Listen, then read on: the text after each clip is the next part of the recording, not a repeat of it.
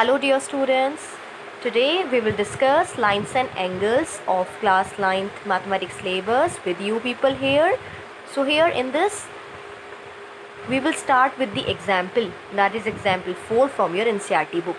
Here in figure, if PQ is parallel to RS, if this line is parallel to RS and value of angle MXQ is equal to 135 and MYR is equal to 40 degree, find angle XMY, this complete angle you have to find.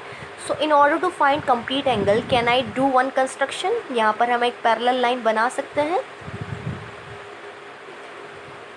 I can construct TU, one parallel line which is now parallel to PQ. As I know PQ RS के parallel है, तो ये तीनों आपस में parallel हो गई हैं. So I did construction first. Draw TU parallel PQ. ठीक है, हमने लाइन ड्रॉ की है parallel. Now we have to find x and y, so we will do solution here. So let's start the solution. So I know since PQ is parallel to TU, then this angle will be equal to which one? This angle by alternate interior angle, or I can say sum of these two will be equal to 180 co-interior angles on the same side of two parallel lines. So I can say if I call it x and this one as y, so since PQ is parallel to TU, this implies x plus 135 degree is equal to 180 degree by co-interior angles property. So I can say 180 minus 135 will give me 45 degree value. Similarly, MU is this TU is also parallel to RS, क्योंकि ये दोनों आपस में parallel थे. ये इसके parallel draw की गई है, तो अल्टीमेटली इसकी भी पैरेलल हो गई है. Also TU parallel RS, so I can do directly. देखिए यहाँ ये Z की फॉर्मेशन हो रही है, ऑल्टरनेट इंटीरियर एंगल बन रहे हैं यहाँ. Y will be equal to 40 degree. This implies y equals to 40 degree alternate interior angles. I need to find value of complete angle x m y. So क्या हो जाएगा? Hence angle x m y equals to 45 plus 40 degree, that was x plus y. x हमारा 45 है, y 40 है, so it will give me 85 degree answer. So dear students, I hope you understood last example, that is 4, which I shared in last video. Now we will discuss here example 5 from same chapter, lines and angles. So here it is given that if a transversal intersect two lines such that the bisector of a pair of corresponding angles are parallel, then prove that the two lines are parallel. So here it is given that अगर आपने transversal intersect करती हुई डाली है दो lines पर. देखिए दो लाइंस हमने L और M ली हैं, इस पर एक ट्रांसवर्सल डाली है in such a way that bisector of pair of corresponding angles. अब करस्पॉन्डिंग एंगल्स देखिए ये दोनों हैं. हेयर ये वाले हम ले चुके हैं, हम इसके बैक साइड भी ले सकते थे. ठीक है, तो हमने लिया इन दोनों के बाइसेक्टर. बाइसेक्टर मीन्स जो इनको हाफ हाफ कट करें. तो वन बाइसेक्टर हमने यहाँ ले लिया है, other bisector is here. Bisector call them as it is PQ RS. ठीक है, यानी bisector of pair of corresponding angles. Bisector है तो ये वाला एंगल इसके इक्वल कट होगा, this angle will be equal to this angle. These bisectors are parallel. और ये गिवन है कि ये वाला जो बाइसेक्टर है किसके पैरेलल आ रहा है? ये इसके पैरेलल आ रहा है. ठीक है, ये दोनों आपस में पैरेलल हैं. इसकी हेल्प से आपको ये शो करना है the two lines are parallel, यानी जो ओरिजिनल लाइन्स थी वो पैरेलल रहेंगी. सबसे पहले हम लिखते हैं given. What is given here? It is given that PQ and RS are parallel to each other. So bisectors PQ and RS are parallel to each other. After that, so now can I call it as angle 1? If it is 1, क्योंकि ये value बराबर है, सो ये भी angle 1 हो जाएगा, ठीक है। If it is 2 then it will also be angle 2 because both are equal, bisector equal part में कट करते हैं, ठीक है।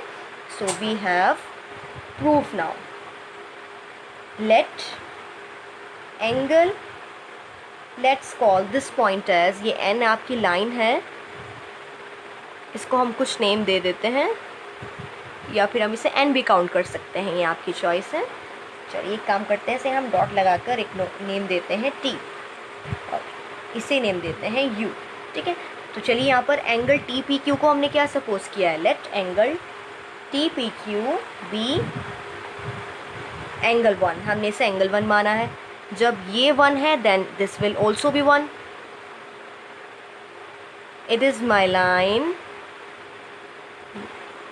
वी डब्ल्यू एक्स वाई, मैंने इन लाइन पर पॉइंट्स प्लॉट कर दिए हैं ताकि नेमिंग देने में आसानी रहे। सो हमने लिखा है एंगल टी पी क्यू को 1 माना है, तो देखिए ये दोनों बाइसेक्टर हैं, यानी ये बाइसेक्टर की तरह आधा आधा कर रहा है। So angle Q P W will also be 1, then angle Q P W is equal to angle 1 because P Q is bisector, because P Q bisector है। सिमिलरली इसी तरीके से हमने सपोज किया है let angle P R S be angle 2, then angle S R Y is equal to angle 2, same property because both of them, this RS and PQ are bisector. Now see here, since it is given that PQ is parallel to RS, तो ये दोनों corresponding angle बराबर हो जाएंगे।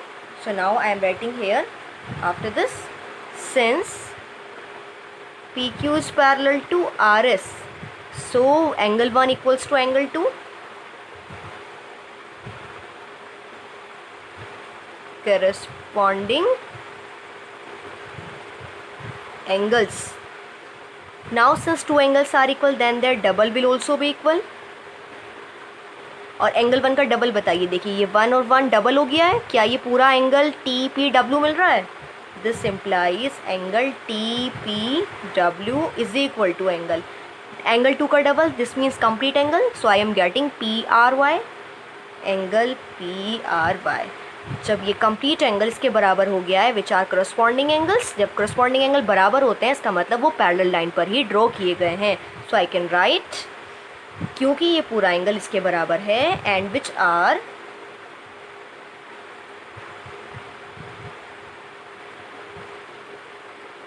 Corresponding angles, hence इसीलिए V W को parallel होना चाहिए एक्स वाई के, hence VW is parallel to XY. That is our proof.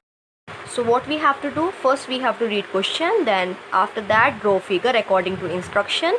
Figure बनाने के बाद आप लेबलिंग कर सकते हैं, naming according to your situation आप दे सकते हैं, जैसे हमने 1 और 2 सपोज किया है।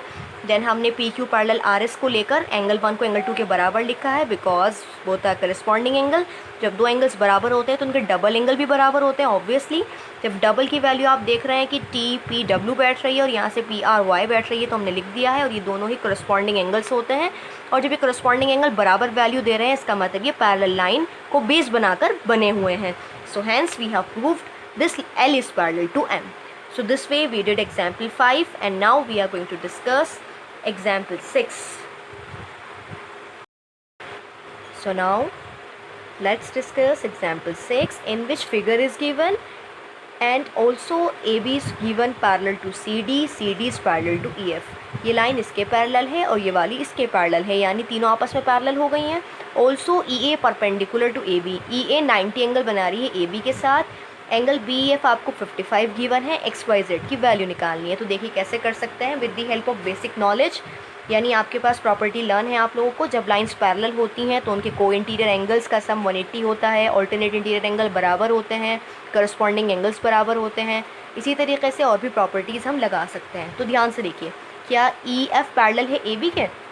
Since EF is parallel to AB. So can I say both are co-interior angles? जो पैरेलल लाइन के सेम साइड एंक्लोज होते हैं वो को-इंटीरियर होते हैं. देखिए दो पैरेलल लाइन के बीच में एक ट्रांसवर्सल का काम कर रही है AE, तो दोनों के बीच में जो एंगल एंक्लोज हो रहे हैं उनका सम हमेशा 180 होता है. सो 90 plus this complete angle Z plus 55 is equal to 180 degree. Property is co-interior angles. Now add them. 145 degree plus Z is equals to 180 degree. So I got Z is equals to 180 degree minus 145 degree. So 35 degree is my answer. So when I got Z 35, अब देखिए y भी निकालना है. कैसे करें अभी से? अब देखिए फिर से आप कह सकते हैं ये दोनों पैरेलल हैं आपस में, ये ट्रांसवर्सल का काम कर रही है, फिर से एक को-इंटीरियर एंगल बन रहा है. Also CD parallel EF, so y plus 55 degree is equals to 180 degree. Again co-interior angles. So by subtracting 180 minus 55, I got 125 degree. My second value. ये आपकी आ गई है 125 डिग्री. अब ध्यान से देखिए ये लाइन इसके भी पैरेलल है, दोनों सेम साइड में आ रहे हैं पैरेलल साइड के, यानी कैसे एंगल हैं? करस्पॉन्डिंग एंगल्स हैं. और जब दो लाइंस पैरेलल हों उनके ऊपर एंगल्स बने करस्पॉन्डिंग तो उनकी वैल्यू हमेशा बराबर होती है. So since AB parallel CD, this implies x is equal to y, that is equals to 125 degree, that is corresponding angles. So this way we obtain value of x, y and z from given question. So इस तरीके से आप सारे problem कर सकते हैं. Now you will try exercise 6.2 on this basis.